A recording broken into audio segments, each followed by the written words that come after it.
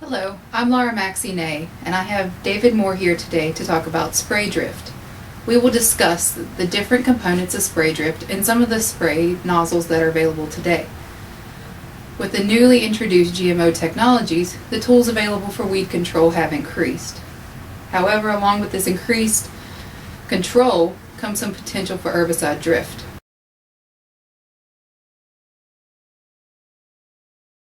There are two ways that pesticides drift. The first is vapor drift, when a pesticide molecule evaporates into the air and moves throughout the air as a vapor. This type of drift is more related to the product's formulation versus the application methods used. Particle drift is the movement of a spray particle or droplets formed during the application.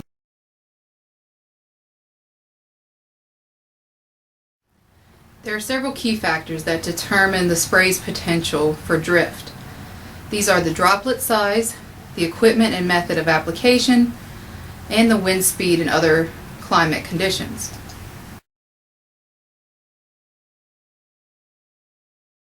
First, I'm going to talk about the droplet size.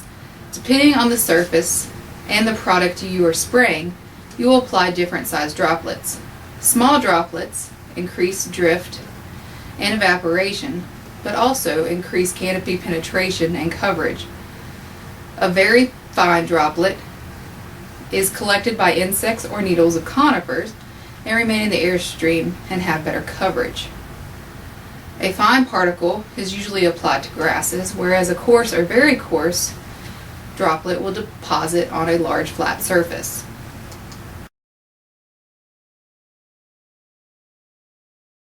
To decrease drift, use a nozzle that produces a coarser droplet. Nozzle technologies offer different advantages, which we'll demonstrate later. There are nozzles that operate at a lower pressure, which are considered extended range nozzles. There are also pre-orifice designs, which reduces the internal pressure of the nozzle. An example of this is a turbo nozzle. We also have air-assisted nozzles, which uses an external air supply, and we have an air induction nozzle, which uses internal air supply. Next, I'm going to discuss application methods. The first method you can use to reduce drift is to lower the spray height. The shorter distance decreases the drop's potential to be picked up by the wind. A wide angle nozzle is available that can be placed closer to the ground than some of the narrow angle nozzles. A wide angle nozzle does, however, produce smaller droplets.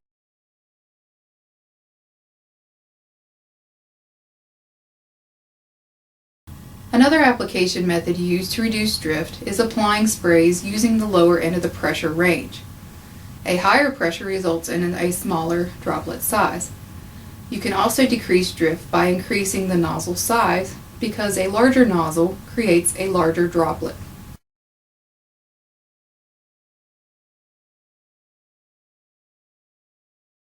Increasing the gallons per acre applied through nozzle selection will increase the droplet size, which in turn decreases the drift potential. Increasing the gallons per acre applied does increase the spray volume, however.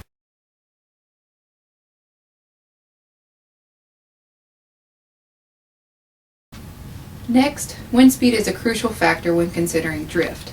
The greater the wind speed, the farther off target drops will carry. Try to avoid wind speeds greater than 10 miles per hour unless otherwise directed on the label. Also, it's very important to keep in mind the location of sensitive crops relative to the wind direction.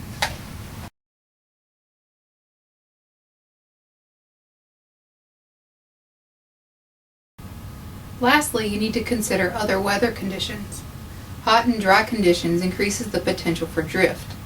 When air is very calm, which normally happens in the morning or near bodies of water, it reduces air from mixing. This can cause pockets of spray to move downwind.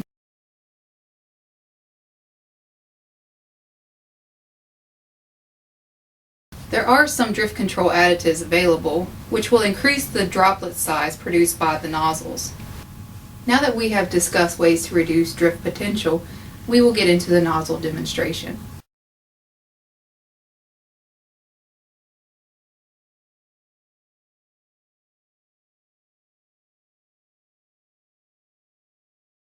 Today we're going to talk about some of the new spray tip technology that's on the market to help us manage drift. With some of the newer chemistry that's coming out, I think the label is actually going to tell you what you can and cannot use, or it has a suggested use for it. We're going to show you some pictures today of some older technology, and then work our way into some newer technology.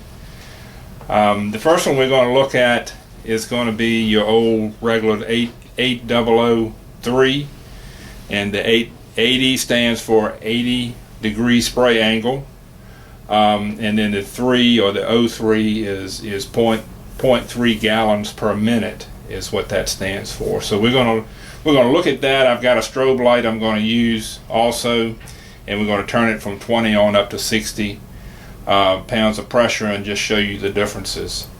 After that, we'll move to an air inducted type of nozzle, and then we'll move to some dual, both of these here are some dual action spray nozzle, and then this is some very new technology that gives you ultra coarse droplets, which is what you're going to have to use with some of the new dicamba 2,4-D mixes coming out in the next couple of years. So right now we'll just go through some of the patterns and let you take a look at them. The first nozzle we'll take a look at will be the 8003. It is not designed to put out coarse droplets. Basically, it's a fine and medium coarse droplet type of nozzle, and I know that a lot of producers are using this. They use it for everything. They put down herbicides, insecticides, fungicides, but like I said, I think some of the labels coming out on some of the newer chemistry is going to basically prohibit you from using these. So what I'm going to do, I'm going to turn it on. I'm going to turn my PSI from 20 up to 40 up to 60. Also have a light I'm going to hold on it, and you can watch to see the finer droplets as we turn the pressure up.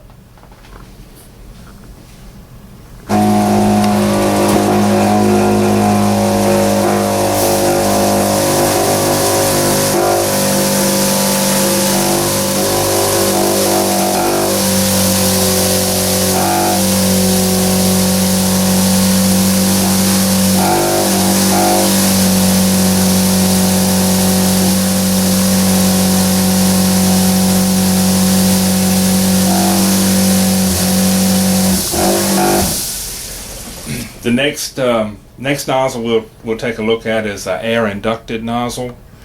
It is classified as a very coarse. The droplets of size are very coarse, even at higher PSI. So I want you to take a look at that. I'll start at 20 and move up to 60.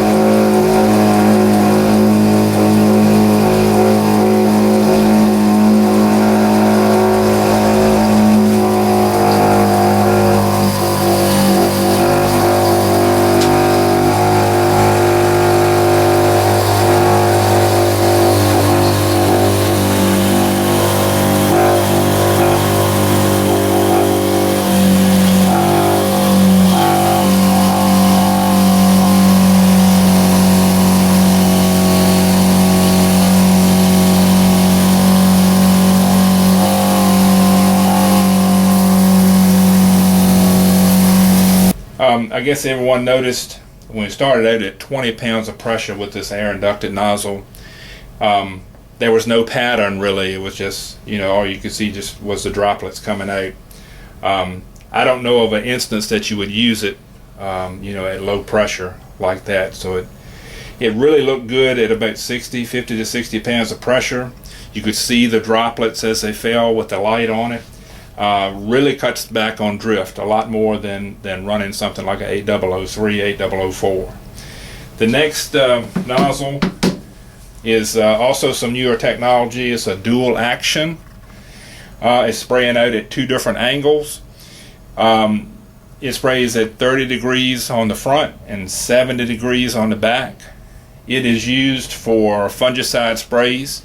Also could be used for over-the-top herbicide applications, but especially good for fungicides on wheat or on beans, where you're getting coverage. When you go in one direction, you're getting dual coverage. And I think you can use this at lower PSI, and you can also use it at lower gallons per acre. So what I'll do now is I'll turn that on, go from 20 up to 60.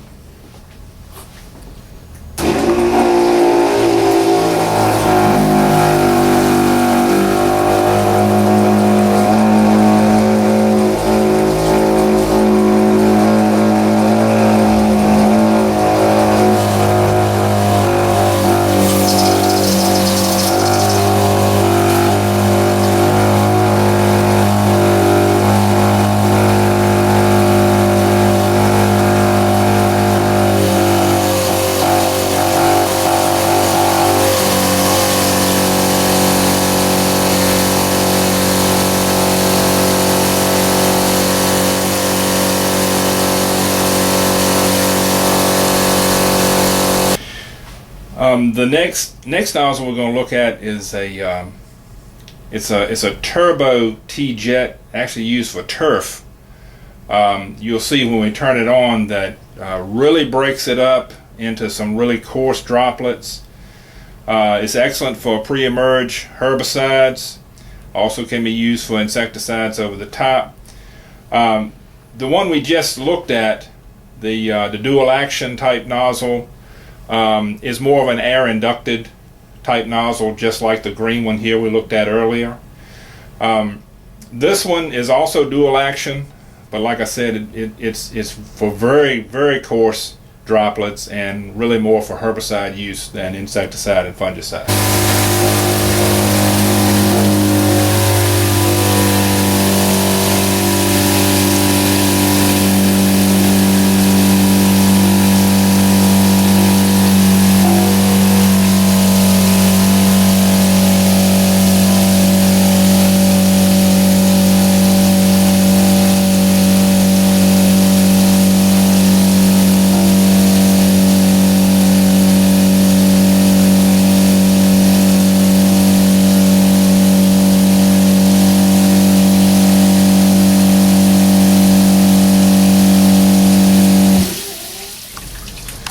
As you notice, this is very large droplets, and I noticed the machine, I could not get it to get up to 60 pounds of pressure, and that's just because it's putting out, there's no pressure in the system because it's putting out such large droplets.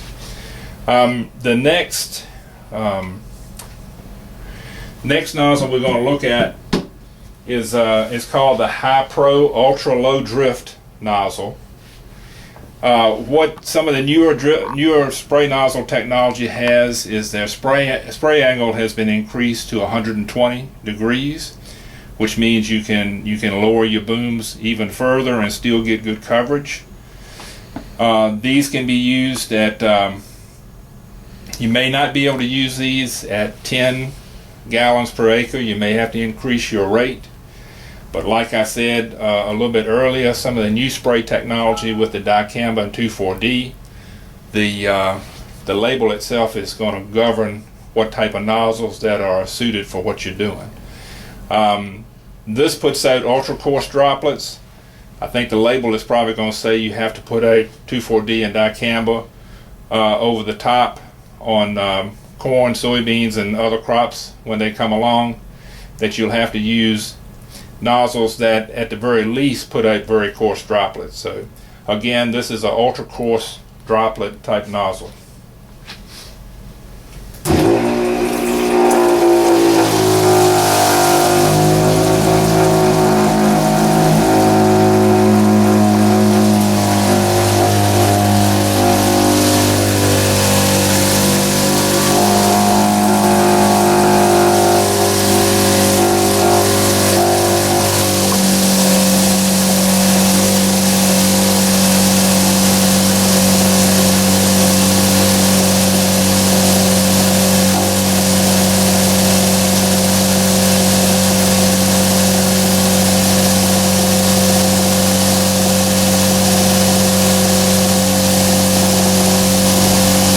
next nozzle we're going to look at is called the Turbo Drop nozzle. It's a dual fan version. This version nozzle is designed for the use of dicamba, 2,4-D, and glyphosate, where you need a coarser spray droplet. You also got to remember that the reason drift management is so important is that we're starting to use these products over the top, that when they fall on a crop that does not have that tolerance or not have that resistance, it's going to kill it. So need to do all you can to keep your spray drift, your spray particles on the crop that they are intended for. What we're going to do here is we're going to go through the 20, 40, 60 pressure ranges. This is recommended for 20-inch nozzle spacing, and it's recommended anywhere from 30 to 120 psi, but we're going to run it at about 40 to 60.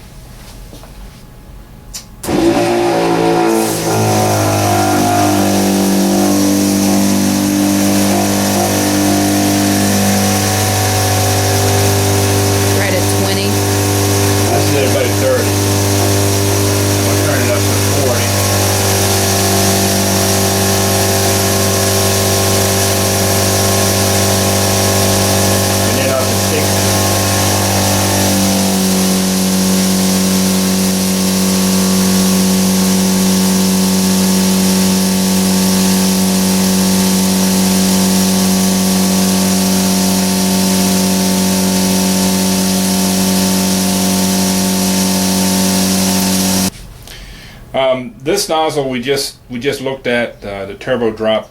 It is very well suited for 10 gallons per acre, which I know a lot of producers use. Another type of nozzle from High Pro is one that's called it's a target type. It's a Guardian air inclusion nozzle.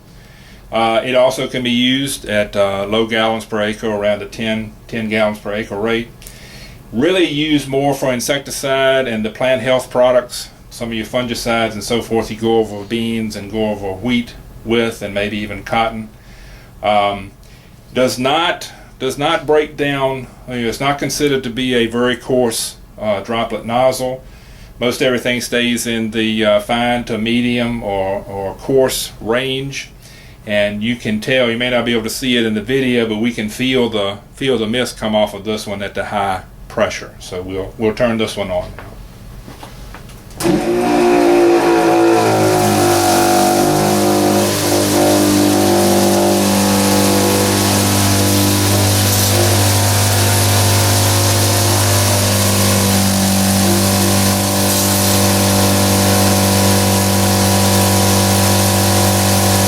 Another thing about the air inclusion, like I said, we could feel the mist coming off of this.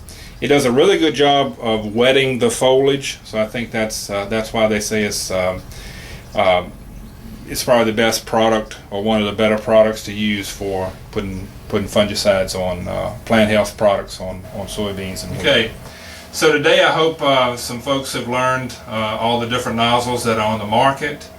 Let me say again that with some of the new chemistry coming, the label is going to tell you that you have to use coarse droplets all the way on up to ultra coarse droplets. So we've shown you some of the new things that are on the market. Please take time and read the label. I know there's a lot of information on the label, but the label is the law. And drift is illegal, especially when it falls to a crop that it's not labeled for or onto someone else's property. So I want you to be careful out there, read the label, and have a good day.